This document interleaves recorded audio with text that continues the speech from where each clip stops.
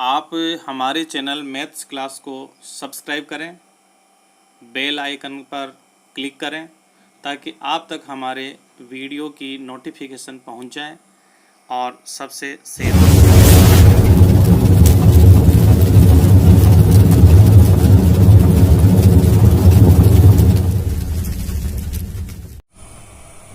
नमस्ते बच्चों, आज अपन इस 15.3 जो प्रश्नावली के शेष क्वेश्चन है उनको अपन ले रहे हैं। तो क्वेश्चन नंबर 6 जो है वो है त्रिज्या 8 सेमी वाले एक वृत्त के अंतर्गत। देखो 8 सेमी त्रिज्या का ये वृत्त है जिसके अंतर्गत एक वर्ग बना है। वर्ग वो होता है जिसकी चारों भुजाएं बराबर होती है।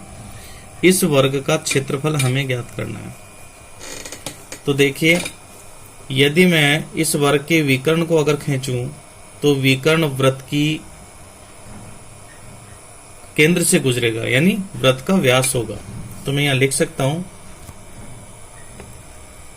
वृत्त का व्यास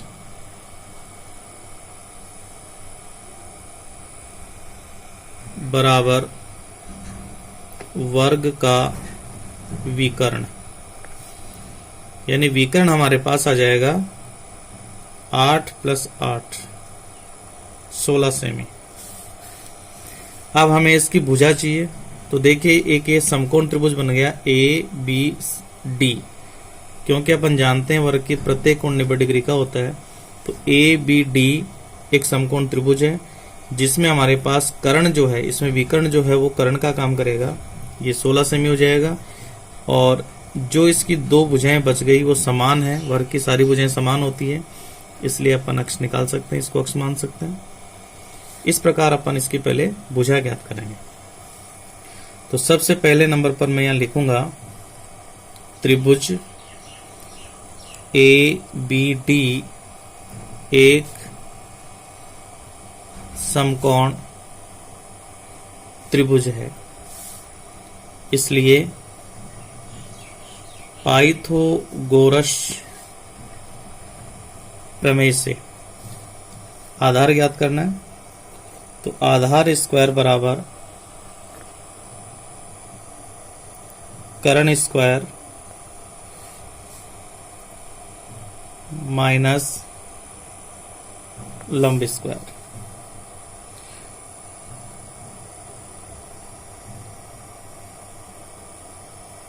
आधार का मान लिख देते हैं, x है तो x का स्क्वायर बराबर कर्ण का मान यहाँ 16 है, ये कर्ण है तो ये 16 का वर्ग माइनस लंब, लंब भी यहाँ पर x है तो अक्ष का वर्ग।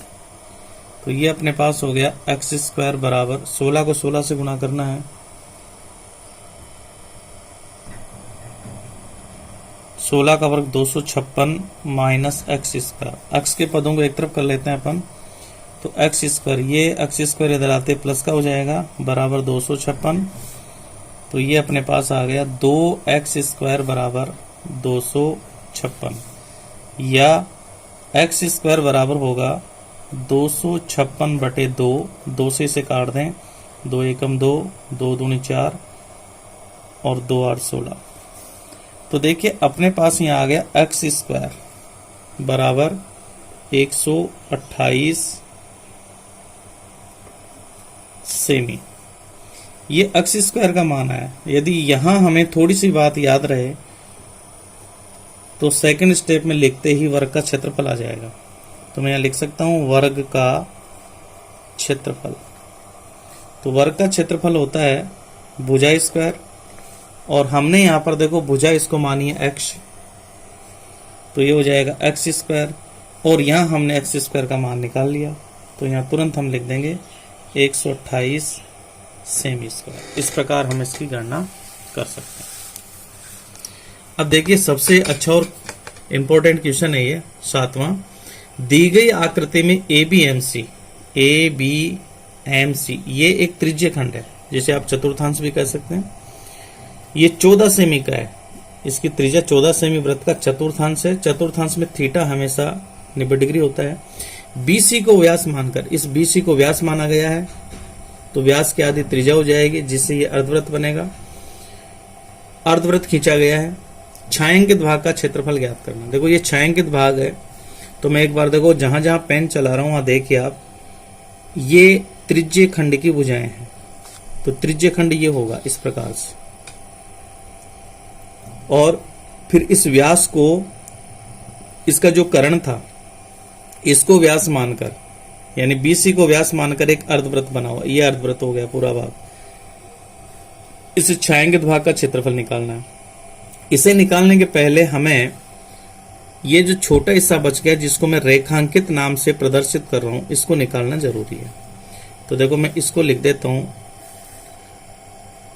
रेखांकित भाग। छायांकित भाग को मैं सेकंड नंबर दे देता हूं, रेखांकित भाग को मैं फर्स्ट भाग दे देता हूं। तो पहले ये निकालेंगे। अब इसके लिए देखो अपने को क्या करना होगा। देखिए ये बनता है समकोण त्रिभुज। त्रिभुज का जो क्षेत्रफल होता है वो आधार और ऊंचाई होती काम आ जाएगी। अर्धवृत्त के लिए हमें त्रिज्या निकालना जरूरी है। तो यहां पर ये जो BC है इस अर्धवृत्त का व्यास होगा। तो सबसे पहले हम समकोण त्रिभुज से कर्ण निकालेंगे। तो देखिए सबसे पहले नंबर पर अपन यहां करेंगे त्रिभुज ABC में पाइथागोरस प्रमेय लगाएंगे, यानी कर्ण स्क्वायर बराबर होगा आधार स्क्वायर प्लस लंब स्क्वायर।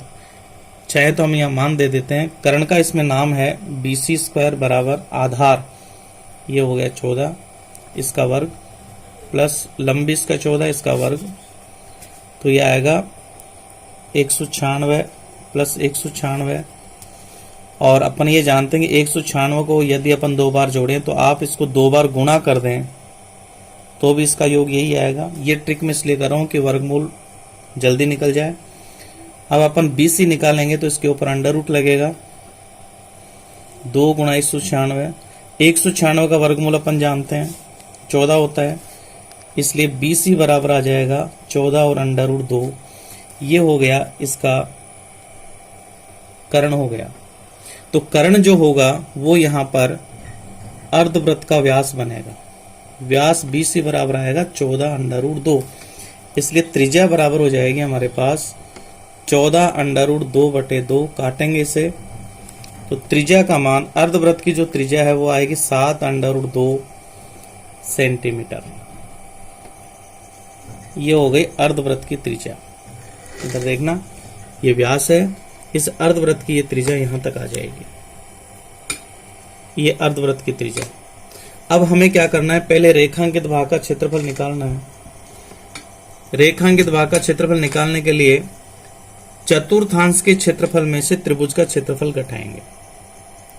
चतुर्थांश का जो क्षेत्रफल है ये वाला, जिसमें नाम दिया चतुर्थांश का ABMC, इसमें से जैसे त्रिभुज का क्षेत्रफल घटाएंगे रेखांकित भाग आएगा। तो देखो मैं यहां पर सबसे पहले रेखांकित भाग निकाल रहा हूं। रेखांकित भाग फर्स्ट का क्षेत्रफल, और ये निकलेगा चतुर्थांश का क्षेत्रफल माइनस त्रिभुज। देखिए इसमें त्रिभुज का नाम है ABC का क्षेत्रफल। चतुर्थांश का जो क्षेत्रफल होता है वो होता है पाई, इसको मैं कैपिटल R ले लेता हूं, पाई r² थीटा बटे 360 माइनस त्रिभुज का होता है 1/2 गुणा, देखिए यहां पर मैं इसका आधार ले लेता हूं AC और लंब ले लेता हूं AB, AC इंटू AB। तो यहां पर देखिए अपने पास पाई का जो मान है वो मैं ले लेता हूं 3.14 इंटू कैपिटल R, ये लिया गया है 14, तो 14 गुणा 14 हो जाएगा।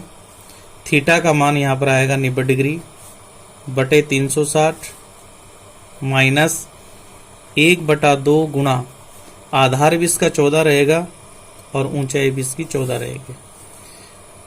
90 से 360 कटेंगे 4 बार, अब अपन चाहे तो और भी काट सकते हैं। 2 से ये 2 बार कटेगा, 14 कटेगा 7 बार। फिर अपन 2 से 14 को काट सकते हैं, 7 आएगा। इधर 2 से 14 कटेगा 7 बार, तो अपने पास यहाँ बचेगा 3.14 इंटू 7 7 49 माइनस ये बचेगा 7 इंटू 14। अपन इसमें हल कर लेते हैं। देखिए कई बार गणना में हमें पता चलता है कि हमने यहाँ 3.14 लिया पाई का मान, ये तब लेना चाहिए जब वो 7 से नहीं कटे। तो देखिए यहाँ 49 7 से कट रहा है, क्यों ना हम इसको सरल कर लें। आप यहाँ इसको 22/7 लिख दें तो ये कट जाएगा। बाद में भी चेंज कर सकते हैं, कोई दिक्कत नहीं है। 7 इंटू 14, और कई बार 22/7 लिख दें वो नहीं कटे तो 3.14 भी लिख सकते हैं। अपन भाग देने से बच जाते हैं। 7 से 7 कट जाएगा, 7 से 49 7 बार कटेगा। अब यहाँ पर आएगा 22 को 7 से गुणा करेंगे 154 माइनस 7 चौक 28, 7 और 2 9। अब इसमें से अपन घटाएंगे 154 में से 98 घटाएंगे तो 14 में से 8 गए 6, और फिर यहाँ 14 हो गए और 14 में से 9 गए 5, तो अपने पास आएगा 56 सेमी स्क्वायर। ये आया है हमारे पास इस रेखांकित भाग का क्षेत्रफल। देखो ध्यान से देखना, ये मैंने रेखांकित लिखा है। अब यदि मैं अर्धवृत्त के क्षेत्रफल में से इस रेखांकित भाग को घटा दूं, अर्धवृत्त की जो त्रिज्या होगी वो पहले हमने गणना के द्वारा निकाल ली थी, 7√2 आई थी।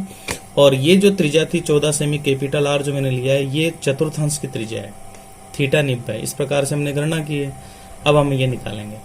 तो एक बार दोबारा चित्र में देखिए, यदि इस छायांकित, ये पूरा जो अर्धवृत्त है, छायांकित भाग निकालना अपने को, सेकंड भाग को, छायांकित भाग का क्षेत्रफल निकालने के लिए अर्धवृत्त के क्षेत्रफल में से रेखांकित भाग का क्षेत्रफल घटाना है।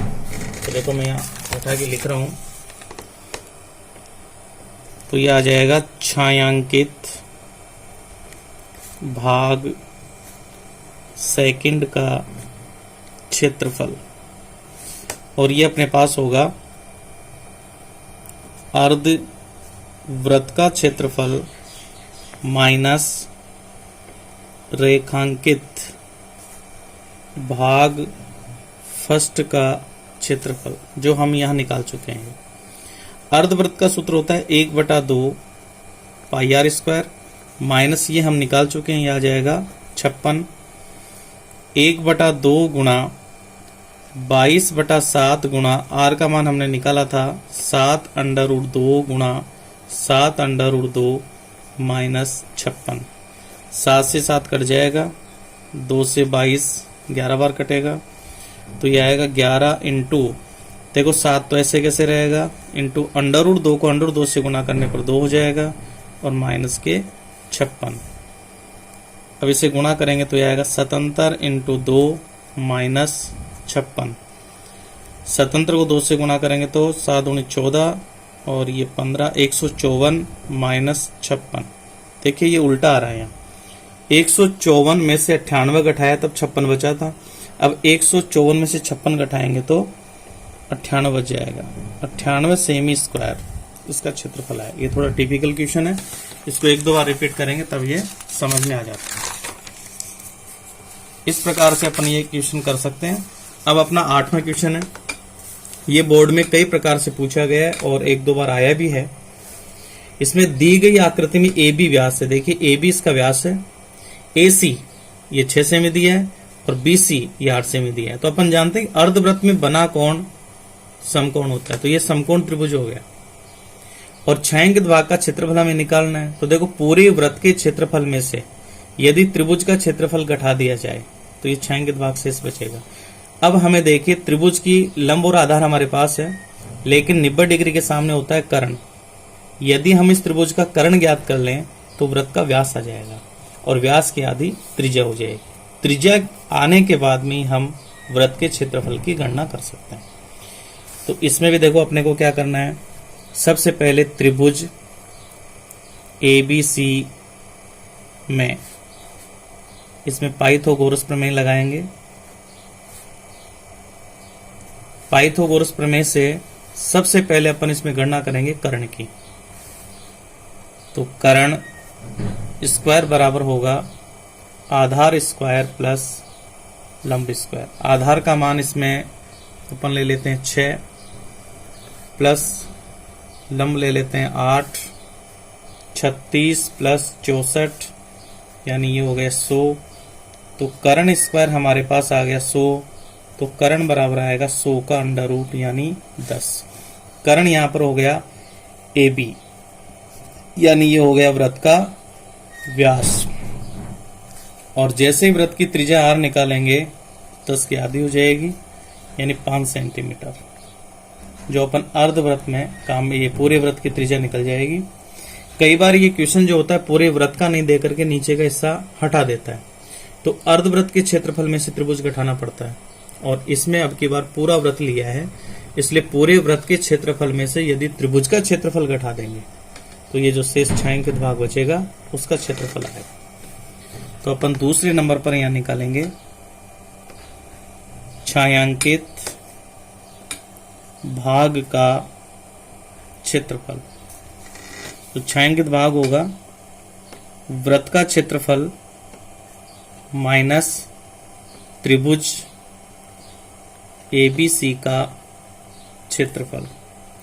वृत्त का क्षेत्रफल यहां हो जाएगा पाई r स्क्वायर और माइनस त्रिभुज का होगा 1/2 गुना आधार गुना ऊंचाई। क्योंकि ये समकोण त्रिभुज है इसलिए आधार ऊंचाई हमें मिल जाएगी। अब 22/7 लिखेंगे तो त्रिज्या कटेगी नहीं, इसलिए यहां लिख देंगे 3.14 इंटू 5 इंटू 5 माइनस 1/2। आधार यहां पर 6 हो गया, ऊंचाई यहां पर हो गई 8। 2 से 6 को काटेंगे 3 बार कटेगा और ये हो जाएगा 3.14 इंटू 5 25 माइनस 8 3 24। 25 से इसे गुणा करते हैं तो देखो ये आएगा 25 चौके 100, 0 हासिल की 10, 25 और 10 ये हो गए 35, 5 हासिल की 3, 25 75, 25 75 और 5 ये हो गए आएगा 78.50 यानी 2 अंक छोड़ के दशमलव लगाएंगे और माइनस 24। अब 24 में दशमलव नहीं है तो 0.00 लिख देंगे तो ये 50 तो बचेगा ही बचेगा। पॉइंट 8 में से 4 जाएंगे तो 4 और 7 में से 2 जाएंगे तो 5। 54.50 सेमी स्क्वायर इसका क्षेत्रफल होगा। अब देखिए इसका नवा क्वेश्चन है, ये पहले एग्जाम्पल में आया करता था, अब की बार प्रश्नावली में है नई एडिशन में। दी गई आकृति में छायांकित डिजाइन, ये डिजाइन बनी हुई है जिसमें ये पत्तियां सी बनी हुई है ये वाला। इस छायांकित डिजाइन का हमें क्षेत्रफल ज्ञात करना है। तो इसका ज्ञात करने के लिए देखो, अगर डिटेल से अपन इसमें गहराई से चित्र को समझते हैं तो कंफ्यूज होते हैं। मैं इसकी ट्रिक बता रहा हूं, उससे निकल जाएगा। ये डिजाइन का क्षेत्रफल ज्ञात करना है। ABCD भुजा 10 सेमी का वर्ग है। देखो 10 सेमी का ये वर्ग है, इसके अंदर ये आकृति बनी हुई है और ये जो भुजा है, भुजा को व्यास मानते हुए ऐसे अर्धवृत्त खींचे गए हैं और जैसे ही अपन चारों भुजाओं से अर्धवृत्त खींचेंगे तो ये आकृति का निर्माण होगा। अब इसके लिए देखो हमें खाली भाग को देखना पड़ता है। तो देखो इसमें खाली भाग है, इसको मैं नंबर लिख देता हूं, फर्स्ट, सेकंड, ये थर्ड और ये फोर्थ। तो ये वर्ग है, वर्ग की भुजा इसमें है 10 सेमी और इसकी जो त्रिज्या होगी अर्धवृत्त की वो 10 की आधी हो जाएगी। तो अपन यहां लिख सकते हैं वर्ग की भुजा ये हो गई 10 सेमी और अर्धवृत्त की त्रिज्या ये भुजा की आधी हो जाएगी, इसका मतलब 5 सेंटीमीटर। तो हमारे पास r का मान 5 सेमी है और भुजा का मान 10 है। तो इसकी गणना करते समय नंबर 1 हमें यह ध्यान रखना है, देखो आमने सामने के जो खाली भाग हैं इनका क्षेत्रफल निकालना है। तो ये कैसे आएगा, फर्स्ट प्लस थर्ड, देखिए फर्स्ट प्लस थर्ड भाग का क्षेत्रफल। ये निकालने का सीधा तरीका है, वर्ग का जो क्षेत्रफल है, बाहर वर्ग की आकृति है, इसमें से अर्धवृत्त बनते हैं। देखो 1 और ये 2, तो 2 गुणा अर्धवृत्त का क्षेत्रफल। और वैसे देखा जाए तो 2 अर्धवृत्त का क्षेत्रफल पूरे वृत्त का क्षेत्रफल हो जाता है। तो अपने पास देखो वर्ग का आएगा भुजा स्क्वायर माइनस 2 गुणा अर्धवृत्त का होता है 1/2 पाई आर स्क्वायर। तो भुजा का मान मैं यहाँ 10 लिख देता हूं, तो 10 का वर्ग माइनस 2 से 2 को काट देते हैं, और पाई का मान इसमें ये त्रिज्या कटेगी नहीं, तो 3.14 इंटू आर का मान ले लिया यहाँ पर 5 इंटू 5, तो ये हो गया 10/100 माइनस 3.14 इंटू 25, तो ये हो जाएगा 100 माइनस 25 चौके 100, और 25 और 10 हो गए 35, 25 75 और 3 78, पहले भी ऐसे ही आया था। अब इसमें दशमलव लगा करके अपन घटा देंगे, तो 100.00 माइनस 78.50, तो ये आएगा 0, 10 में से 5 जाएंगे 5 पॉइंट, यहाँ 1 कम हो जाएगा, 9 में से 8 जाएगा 1, और यहाँ 9 में से 7 जाएगा 2, सेमी स्क्वायर। अब ध्यान देना, जो क्षेत्रफल फर्स्ट और थर्ड का आएगा वो सेकंड और फोर्थ का आएगा। तो मैं यहाँ लिख सकता हूं सेकंड प्लस फोर्थ भाग का क्षेत्रफल, ये भी हो जाएगा 21.50। दोबारा निकालने की आवश्यकता नहीं है। अब अपन यहाँ लिख सकते हैं, इसलिए first plus second plus third plus fourth सबका टोटल कर देते हैं, भाग का क्षेत्रफल। तो ये 2 बार इसमें जुड़ जाएगा, 21.50 प्लस 21.50, तो ये हो जाएगा 0, 5 5 10 आंसर की 1, तो ये हो जाएगा 3 और ये 4। दशमलव के बाद में शून्य है, इसलिए 43 लिख सकते हैं, 43 सेमी स्क्वायर। अब देखिए अपने को तीसरे नंबर पर निकालना है, जो ये डिजाइन वाली आकृति है, इसका क्षेत्रफल कैसे आएगा। इन चारों भागों का जो क्षेत्रफल हमने जोड़ा है 43, वो पूरे वर्ग के क्षेत्रफल में से घटा देंगे, तो ये डिजाइन वाले भाग का क्षेत्रफल होगा। तो यहाँ लिखेंगे डिजाइन वाले भाग का क्षेत्रफल बराबर वर्ग का क्षेत्रफल minus first plus second plus third plus fourth भाग का क्षेत्रफल, जो हम निकाल चुके हैं। वर्ग का क्षेत्रफल वही होता है भुजा स्क्वायर माइनस ये हमने टोटल करके निकाला 43, भुजा यहाँ पर 10 है, तो 10 का वर्ग माइनस 43, 10 का वर्ग हो गया 100 माइनस 43, तो घटाओ 10 में से 7 3 गए तो 7 बचेंगे, और 9 में से 4 गए तो 5 बचेंगे, तो ये आएगा 57 सेमी स्क्वायर। आज जो मैंने क्वेश्चन लिए हैं वो थोड़े टिपिकल हैं, समझने में भी शायद मुझे लगता है आपकी दिक्कत आएगी, इसलिए 2-3 बार आप इसको जरूर पढ़ें, और पीछे के सूत्रों को देखने के लिए आप डिस्क्रिप्शन में देख लें, आपको पिछली प्रश्नावलियां मिल जाएंगी। और आज ये प्रश्नावली इस हिसाब से पूरी है। और एक बात मैं बताना चाहूंगा लास्ट में कि परीक्षा के जो समय है वो बहुत कम है, इसलिए मैं आपकी परीक्षा के दिनों को ध्यान में रखते हुए बोर्ड परीक्षा की तैयारी के लिए मैं पेपर्स के क्वेश्चन, यानी आपका जो पेपर आता है बोर्ड में, कौन सा क्वेश्चन कितने नंबर का और कहाँ कहाँ कैसा आता है, तो मैं 30 क्वेश्चंस का आपको अभ्यास करवाऊंगा। तो आगे आने वाली वीडियो आप देखें और 10वीं बोर्ड की तैयारी करें। क्वेश्चन वाइज पढ़ाऊंगा, जैसे 2 या 3 क्वेश्चन एक दिन के ले लेंगे अपन, तो बोर्ड में आने वाले क्वेश्चन, पहला क्वेश्चन कैसा होगा, दूसरा कैसा होगा, ऐसे करके 30 तक जो क्वेश्चन आते हैं वो किस प्रकार के होंगे। तो ये 5-7-10 दिन में अपन पूरे पेपर की तैयारी कर सकते हैं। तो आगे के वीडियो आप अवश्य देखें और पूरे देखें। धन्यवाद।